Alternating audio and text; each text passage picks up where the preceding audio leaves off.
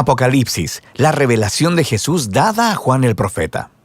En el primer video exploramos la forma en la que Juan compuso esta profecía apocalíptica como una carta circular para las 7 iglesias de Asia Menor, para retar y consolar a esos cristianos que estaban sufriendo de apatía y de persecución bajo el Imperio Romano. También nos encontramos con el principal símbolo que Juan usa para identificar a Jesús, el Cordero Inmolado, quien conquistó a sus enemigos al morir por ellos. Él es quien abre el rollo conteniendo los propósitos de Dios de traer su reino a la tierra como existe en el cielo. La apertura del rollo trajo juicios de advertencia similares a las plagas de Egipto, y al igual que Faraón, las naciones no se arrepintieron. Luego, Juan introdujo el ejército multiétnico del Cordero y el rollo abierto reveló su extraña misión. Esta misión es seguir al Cordero llevando testimonio de la justicia y la misericordia de Dios a las bestiales naciones, incluso si eso les acarrea la muerte. Y ellos conquistarán a la bestia al entregar sus vidas, justo como lo hizo el Cordero. Y es esto lo que moverá a las naciones al arrepentimiento. En el resto del libro, Juan completará su retrato de esta bestia y de su guerra contra el pueblo de Dios y cómo termina esta historia. Después de las 7 trompetas, Juan interrumpe el ritmo de los 7 con una serie de visiones a las cuales él llama señales. La palabra literalmente quiere decir símbolos y estos capítulos están llenos de ellos. Estas visiones exploran en mayor profundidad el mensaje del gran rollo abierto. La primera visión revela la batalla espiritual cósmica que estaba detrás del sufrimiento de las 7 iglesias debido a la persecución romana. Es una manifestación de ese antiguo conflicto que comenzó en Génesis capítulo 3. La serpiente, que representa la fuente de toda maldad, se muestra aquí como un dragón. Ataca a una mujer y su simiente. Ellos representan al Mesías y a su pueblo. Luego, el Mesías derrota al dragón a través de su muerte y resurrección, y el dragón es arrojado a la tierra. Ahí, el dragón inspira odio y persecución hacia el pueblo del Mesías. Pero ellos conquistarán al dragón al resistir su influencia, incluso si él los mata.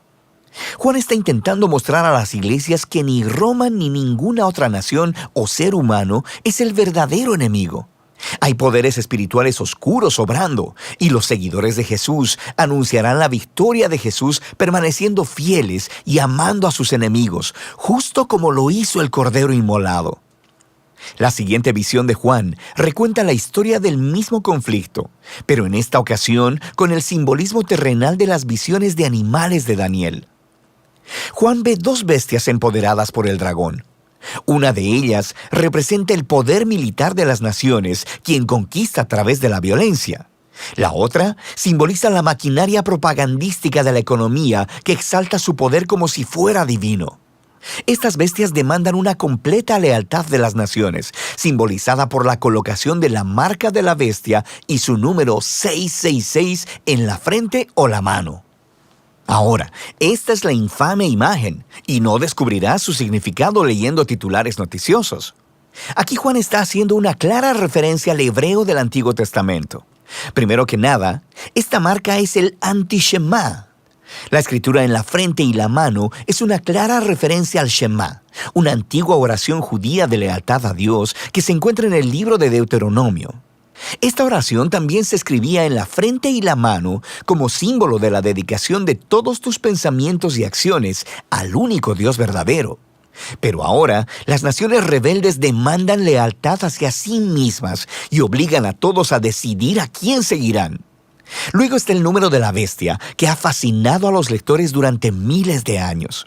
Pero este no era un misterio para Juan. Él hablaba hebreo y griego, y las letras hebreas también eran números. Si deletreas las palabras griegas Nerón, César y la palabra bestia en hebreo, cada una equivale a 666. Ahora, Juan no está diciendo que Nerón era el único cumplimiento de esta visión.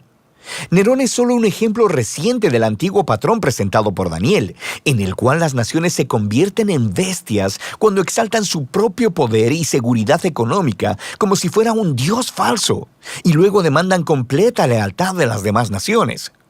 Así que Babilonia era la bestia en el tiempo de Daniel. Pero este imperio fue sucedido por Persia, Grecia y ahora por Roma en el tiempo de Juan, y lo mismo para cualquier nación posterior que actúe de la misma manera. Levantándose en oposición a las naciones bestiales y al dragón, está otro rey. Es el Cordero Inmolado. Él está con su ejército, quienes han dado sus vidas para seguirlo. Y de la Nueva Jerusalén sale su canto de victoria a las naciones, en lo que Juan llama el Evangelio Eterno. Y ellos llaman a todos a arrepentirse y a adorar a Dios y a salir de Babilonia, quien caerá, porque sus días están contados. Luego Juan mira una visión del juicio final. Está simbolizada por dos cosechas. Una es una buena cosecha de grano, mientras el Rey Jesús viene para reunirse con su pueblo fiel. La otra es una cosecha de uvas para hacer vino. Representa la intoxicación de la humanidad con el mal. Ellos son llevados al lagar y pisoteados. Ahora, a través de todas estas visiones de señales, Juan está poniendo una clara elección delante de las 7 iglesias. ¿Resistirán el engaño de Babilonia y seguirán al Cordero, o seguirán a la bestia y sufrirán su derrota? Ahora que la elección es clara, Juan continúa con un ciclo final de 7 juicios divinos simbolizados por el derramamiento de 7 copas. Ahora, sabemos por el rollo del Cordero y por las señales en forma de visiones que muchos de entre las naciones sí se arrepienten.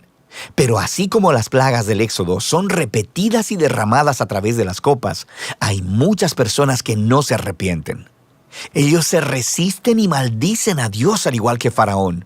Y todo esto lleva a la 6ª copa, formada por el dragón y la bestia, quienes reúnen a las naciones para hacer guerra contra el pueblo de Dios en un lugar llamado Armagedón. Esto se refiere a un llano al norte de Israel, donde Israel peleó muchas batallas contra naciones invasoras. Y algunas personas creen que esta 6ª copa se refiere a una batalla real del futuro. Otros piensan que es una metáfora de la justicia final de Dios sobre el mal. De cualquier modo, Juan claramente ha tomado imágenes del libro de Ezequiel sobre la batalla de Dios contra Gog. Gog era el símbolo de Ezequiel para las naciones rebeldes reunidas delante de Dios para enfrentar su justicia. Y eso es lo que viene en la 7ª copa. Es la 4ª y última representación del día del Señor, donde la maldad de las naciones es derrotada de una vez y para siempre. Ahora, Juan ha elaborado completamente el mensaje del rollo sin sellos del Cordero, y ahora regresa a expandir 3 temas claves que introdujo anteriormente: la caída de Babilonia, la batalla final para derrotar el mal y la llegada de la Nueva Jerusalén. Y cada uno de estos ilustra la venida final del reino de Dios desde un ángulo diferente. Entonces, primero tenemos la caída de Babilonia. Un ángel le muestra a Juan una mujer hermosa, vestida como una reina, pero borracha con la sangre de los mártires y de toda la gente inocente. Ella está cabalgando en la bestia dragón, mencionada en las señales de la visión. Es un símbolo de las naciones rebeldes y se le llama Babilonia, la prostituta. Los símbolos detallados de esta visión serían muy claros para los primeros lectores de Juan. Él está personificando el poder militar y económico del Imperio Romano, pero también está haciendo algo más.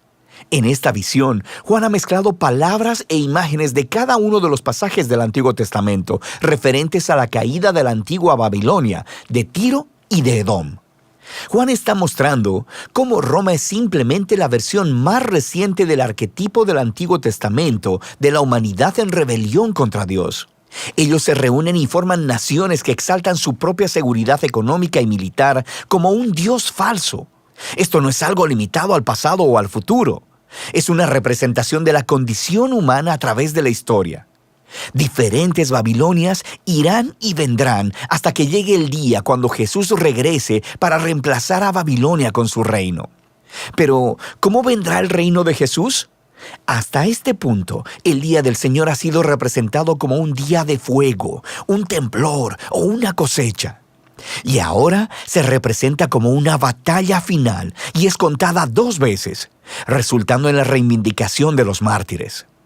Ahora, Juan nos regresa a la 6ª copa, donde las naciones estaban reunidas para oponerse a Dios, y de repente Jesús aparece. Él es el gran héroe. Él es la palabra de Dios cabalgando sobre un caballo blanco, y Él está listo para conquistar la maldad del mundo. Pero pon atención, Él está cubierto de sangre antes de que la batalla siquiera comience. Y eso es porque se trata de su propia sangre, y su única arma es la espada de su boca. Es una imagen adaptada de Isaías.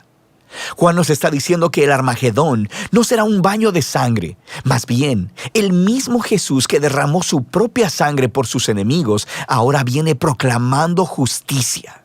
Él les pedirá cuentas a aquellos que se nieguen a arrepentirse de las maneras en que hayan participado en la destrucción del mundo bueno de Dios.